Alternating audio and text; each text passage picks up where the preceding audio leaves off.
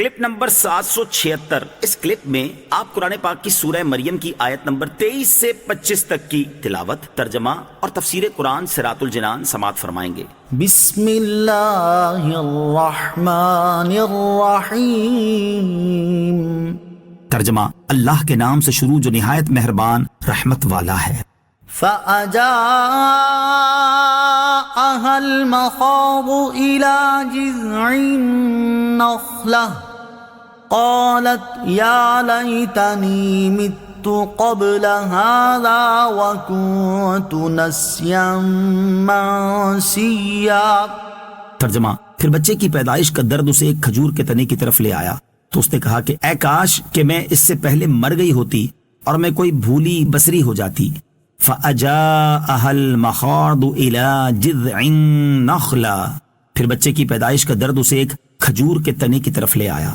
جب ولادت کا وقت قریب آیا اور درد کی شدت زیادہ ہوئی تو حضرت مریم رضی اللہ تعالی عنہا کھجور کے ایک سوکھے درخت کے پاس آ کر بیٹھ گئیں۔ اب درد کی بھی شدت تھی اور دوسری طرف مستقبل کے معاملات بھی تھے کہ اگرچہ میں تو مطمئن ہوں مگر لوگوں کو کیسے مطمئن کروں گی۔ چنانچہ اسی پریشانی کی شدت سے کہا کہ اے کاش اس سے پہلے ہی مر گئی ہوتی یا بھولی بسری ہو جاتی تاکہ یہ تمام معاملات پیش نہ آتے۔ فَنَادَاهَا مِن تَحْتِهَا أَلَّا تَحْزَنِي قَدْ جَعَلَ رَبُّكِ تَحْتَكِ سَرِيًّا۔ ترجمہ، تو اسے اس کھجور کے درخت کے نیچے سے پکارا کہ غم نہ کھا، بے شک تیرے رب نے تیرے نیچے ایک نہر بنا دی ہے۔ فَنَادَاهَا مِن تَحْتِهَا أَلَّا تَحْزَنِي، تو اسے اس کے نیچے سے پکارا کہ غم نہ کھا۔ جب حضرت مریم رضی اللہ تعالی عنہا نے درد کی شدت سے مرنے کی تمنا کی تو اس وقت حضرت جبرائیل علیہ السلام نے وادی کے نیچے سے پکارا کہ غم نہ کرو، اللہ عز و جل نے آپ کے لیے آپ کے قریب ایک نہر بنا دی ہے۔ حضرت عبداللہ ابن عباس رضی اللہ تعالی عنہما فرماتے ہیں حضرت عیسیٰ علیہ السلام نے یا حضرت جبرائیل نے اپنی ایڑی زمین پر ماری تو میٹھے پانی کا ایک چشمہ جاری ہو گیا، کھجور کا درخت سرسبز ہو کر پھل لایا اور وہ پھل پختہ اور رسدار ہو گئے۔ ایک قول یہ ہے کہ اس جگہ ایک خشک نہر تھی جسے اللہ تعالیٰ نے اپنی قدرت سے جاری کر دیا اور کھجور کا خشک درخت سرسبز ہو کر پھلدار ہو گیا۔ وَهُزِّي إِلَيْكِ بِجِذْعِ النَّخْلَةِ تُسَاقِطْ عَلَيْكِ رُطَبًا جَنِيًّا۔ ترجمہ، اور کھجور کے تنے کو پکڑ کر اپنی طرف ہلاؤ، وہ تم پر عمدہ تازہ کھجوریں گرائے گا۔ وَهُزِّي إِلَيْكِ بِجِذْعِ النَّخْلَةِ، اور کھجور کے تنے کو پکڑ کر اپنی طرف ہلاؤ۔